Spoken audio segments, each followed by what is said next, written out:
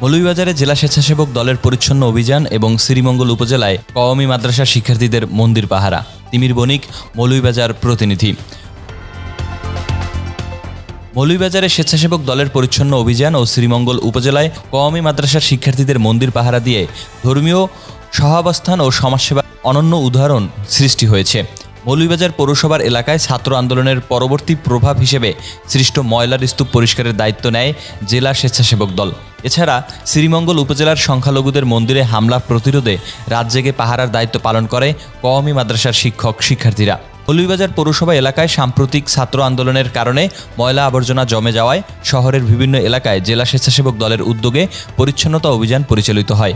এ অভিযানে চৌমানা, সাইফুর রহমান সড়ক, court road সহ শহরের প্রধান সড়ক এবং মৌলভীবাজার মডেল থানার আশেপাশের এলাকা পরিচ্ছন্ন করা হয়।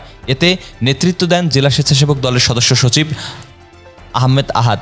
অভিযানে অংশ নেন জেলা স্বেচ্ছাসেবক দলের বিভিন্ন নেতাকর্মী। একই সময়ে শ্রীমঙ্গল উপজেলায় সংখ্যালঘুদের মন্দির ও উপাসনালয় হামলা প্রতিরোধে কওমি মাদ্রাসার ছাত্র শিক্ষকরা মন্দির পাহারায় নিয়োজিত ছিলেন। 5 আগস্ট রাত থেকে শুরু হওয়া এ কার্যক্রমে তারা শহরের বিভিন্ন মন্দির ও গির্জার সামনে পাহারা দিয়ে আসছেন। শ্রীমঙ্গল উপজেলায় রাত জেগে মন্দির পাহারা দেওয়ার ফলে কোনো ধরনের ভাঙচুরের ঘটনা ঘটেনি। কওমি মাদ্রাসার ছাত্র শিক্ষকদের এই উদ্যোগ বিভিন্ন মহলে প্রশংসিত হয়েছে।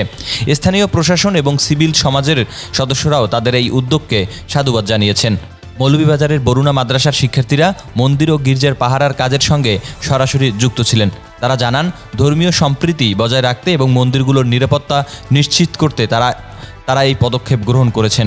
এদিকে সেনাবাহিনীও রাতে শহরের সড়কে টহল দিচ্ছে এবং সন্দেহভাজন ব্যক্তিদের জিজ্ঞাসাবাদ করছে। মৌলভীবাজার জেলা স্বেচ্ছাসেবক দলের পরিচ্ছন্নতা অভিযান এবং শ্রীমঙ্গল উপজেলায় কওমি মাদ্রাসার শিক্ষার্থীদের মন্দির পাহারা একটি উদাহরণ সৃষ্টি করেছে। এই ঘটনাগুলো প্রমাণ করে ধর্মীয় সহাবস্থান এবং সমাজসেবার মাধ্যমে কিভাবে শান্তি ও নিরাপত্তা নিশ্চিত করা যায়।